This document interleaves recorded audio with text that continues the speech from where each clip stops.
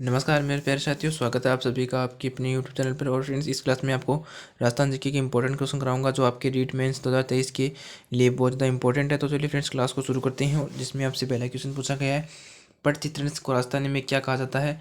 Option आपका A है Kanwar, option आपका बी है पान्ने, ऑप्शन आपका सी है पथवरी, ऑप्शन आपका जो डी है फड़। जिसमें आपको बताना है कि पटचित्रण को राजस्थान में क्या कहा जाता है। तो यहाँ पे ऑप्शन आपका डी हो जाएगा, ठीक है। और आगे बढ़ते हैं क्वेश्चन नंबर 162 में, ठीक है। यहाँ पे ऑप्शन आपका डी हो जाएगा। और इसमें आपसे पूछा गया है कि पिच वायुओं के चित्रण का मुख्य विषय है। ऑप्शन आपका ए है पर्णे लीला, ऑप्शन आपका जो बी है हाथियों की लड़ाई, ऑप्शन आपका सी है श्री कृष्ण लीला, ऑप्शन आपका जो सी है युद्ध प्रसंग। तो पिच वायुओं की चित्रण का मुख्य विषय क्या है, ऑप्शन आपका सी यानी श्री कृष्ण लीला, ठीक है। आगे बढ़ते हैं क्वेश्चन नंबर 163 में, और जिसमें आपको से पूछा गया है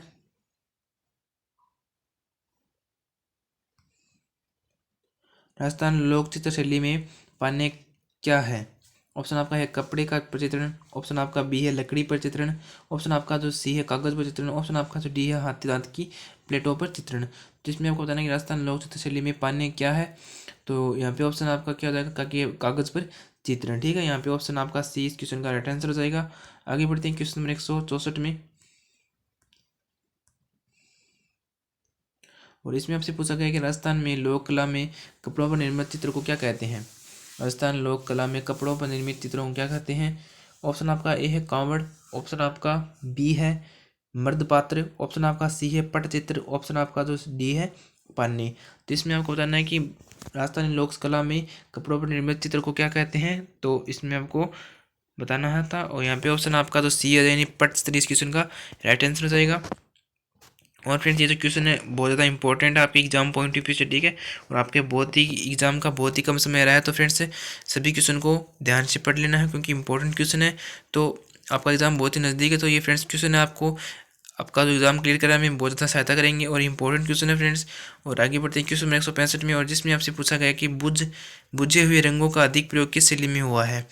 ऑप्शन आपका ए है आमेर शैली में, ऑप्शन आपका जो बी है नागौर शैली में, ऑप्शन आपका जो सी है अजमेर शैली में, ऑप्शन आपका जो डी है अजमेर अलवर शैली में। तो इसमें आपको बताना है कि बुझे हुए रंगों का अधिक प्रयोग की शैली में हुआ है। तो ऑप्शन बी हो जाएगा, ठीक है, नागौर शैली में इस क्वेश्चन का राइट आंसर हो जाएगा।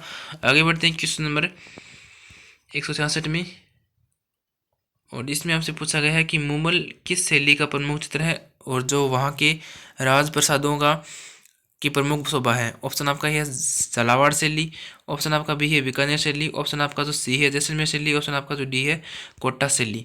जिसमें आपको बताना है कि मुगल किस शैली का प्रमुख चित्र है जो वहाँ के राजप्रसादों का प्रमुख शोभा है। तो यहाँ पे ऑप्शन आपका सी हो जाएगा, ठीक है, जैसलमेर शैली इस क्वेश्चन का राइट आंसर हो जाएगा। और आगे बढ़ते हैं क्वेश्चन नंबर 167 में, और जिसमें आपसे पूछा गया कि रागमाला का चित्र किस चित्र शैली का है। तो ऑप्शन आपका ए है कोटा शैली का, ऑप्शन आपका जो बी है अलवर शैली का, ऑप्शन आपका जो सी है मेवाड़ शैली का, ऑप्शन आपका जो डी है बूंदी शैली का। तो रागमाल का चित्र किस चित्र शैली का है। तो यहाँ पे ऑप्शन बी हो जाएगा, ठीक है, यानी अलवर शैली इस क्वेश्चन का राइट आंसर हो जाएगा। आगे बढ़ते हैं क्वेश्चन नंबर 168 में, और पोथिखाना चित्र कला संग्रहालय कहाँ स्थित है। ऑप्शन आपका ए है कोटा में, ऑप्शन आपका बी है जोधपुर में, ऑप्शन आपका सी है जयपुर में, ऑप्शन आपका जो डी है बीकानेर में। तो पोथिखाना चित्रकला संग्रहालय कहाँ स्थित है। तो ऑप्शन आपका सी हो जाएगा, ठीक है, जयपुर इस क्वेश्चन का राइट आंसर हो जाएगा। आगे बढ़ते हैं क्वेश्चन नंबर 159 में 69 में, और जिसमें आपसे पूछा गया है पशु पक्षी फूल फल फूल वृक्ष आदि का चित्रण किस शैली में अधिक विश्वसनीय हुआ है। तो ऑप्शन आपका ए है आमेर शैली में, ऑप्शन आपका बी है बूंदी शैली में, ऑप्शन आपका सी है अलवर शैली में, और ऑप्शन आपका जो डी है कोटा शैली में। तो पशु पक्षी फल फूल वृक्ष आदि का चित्रण किस शैली में हुआ है और किस शैली में अधिक वह विश्वसनीय हुआ है। तो ऑप्शन आपका बी है यानी बूंदी शैली इस क्वेश्चन का राइट आंसर हो जाएगा, ठीक है। और फ्रेंड्स, अगर आपने हमारी जो पीछे क्लास है वो जाकर नहीं देखी, जाकर जरूर देख लेना। उसका जो फ्रेंड्स लिंक है मैं आपको प्लेलिस्ट यानी आई बटन में दे दूंगा, तो वहाँ पर आपको प्लेलिस्ट का लिंक मिल जाएगा, तो वहाँ पर जाकर आप देख सकते हैं। बहुत ही अच्छी क्लास है फ्रेंड्स, जो आपके एग्जाम पॉइंट ऑफ व्यू से जो इंपॉर्टेंट क्वेश्चन है वही लेकर आया हूँ। तो एक बार जाकर जरूर देख लेना, और बहुत ही अच्छी अच्छी क्लास है। और मैंने आपको बहुत सी क्लास करा रखी है, आपके एग्जाम तक रोज़ आपको ऐसी क्लास से कराता रहूँगा। और अगर आप फ्रेंड्स हमारे चैनल पर नहीं हो तो चैनल को जरूर सब्सक्राइब कर लो। रोज़ आपको ऐसी प्रैक्टिकल क्लास मिलती रहेगी। और जिसने चैनल को लाइक नहीं, ऐसे वीडियो को लाइक नहीं किया वो भी लाइक कर देंगे, ठीक है। आगे बढ़ते हैं क्वेश्चन नंबर 170 में, जो इसमें पूछा गया है कि राजा जय राय सिंह राठौड़ द्वारा बनाया गया जूनागढ़ दुर्ग राजस्थान के किस जिले में स्थित है। तो ऑप्शन आपका है अजमेर, ऑप्शन आपका बी है बीकानेर, ऑप्शन आपका सी है जैसलमेर, ऑप्शन आपका जो डी है जालोर। तो इसमें आपको बताना है कि राजा राय सिंह राठौड़ द्वारा बनाया गया जूनागढ़ दुर्ग राजस्थान के किस जिले में स्थित है। तो यहाँ पे ऑप्शन आपका बी हो जाएगा, ठीक है। बीकानेर इस क्वेश्चन का राइट आंसर हो जाएगा। राजा राय सिंह राठौड़ द्वारा बनाया गया जूनागढ़ दुर्ग राजस्थान की किस जिले में स्थित है। तो ऑप्शन आपका बी हो जाएगा, बीकानेर इस क्वेश्चन का राइट आंसर है। आगे बढ़ते हैं क्वेश्चन नंबर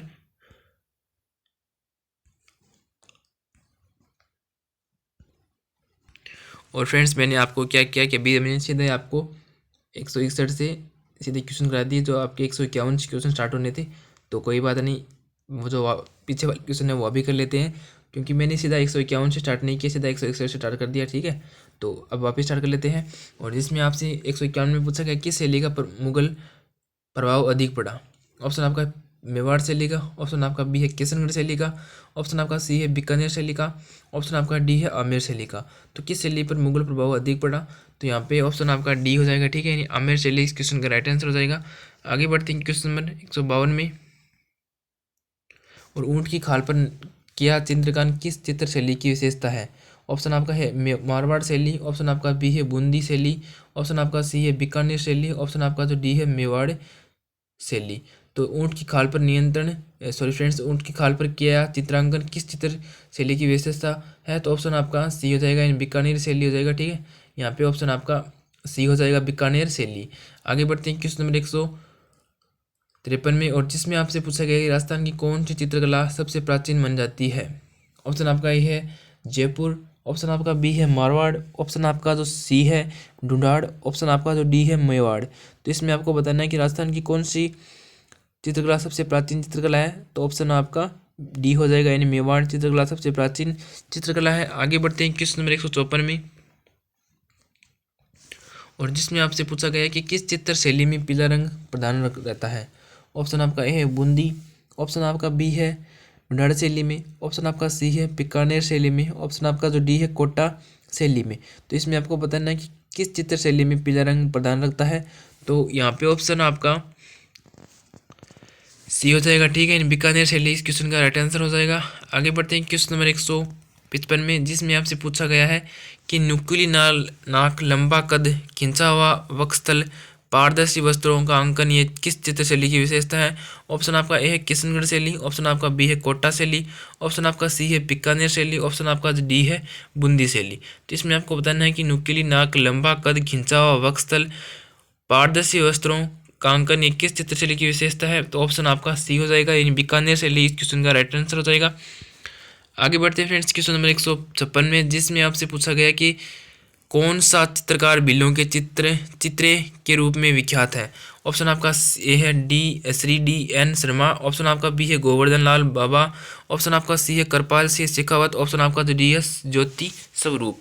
तो इसमें आपको बताना है कि कौन सा चित्रकार बिल्लों के चित्र के रूप में विख्यात है। तो ऑप्शन आपका बी हो जाएगा, ठीक है, गोवर्धन लाल बाबा, ठीक है। यहाँ पे 156 का आपका बी हो जाएगा। आगे बढ़ते हैं क्वेश्चन नंबर 157 में। और जिसमें आपसे पूछा गया है कि कौन सा चित्रकार भैंसों के चित्रे के रूप में विख्यात है। तो Shri D N Sharma, B है गोवर्धन। एक मिनट, ये क्वेश्चन एक जैसे कैसे लग रहे हैं मुझे।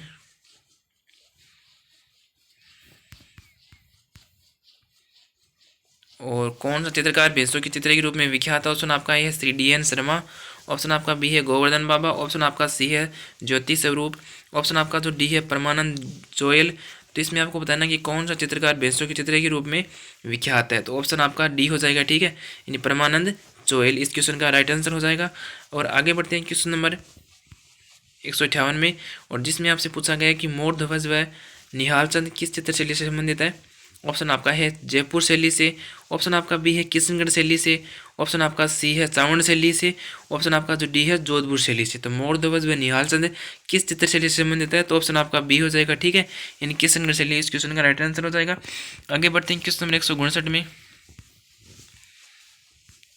और जिसमें आपसे पूछा गया है कि राजस्थान चित्रकला की मूल शैली किस चित्र शैली को माना गया है।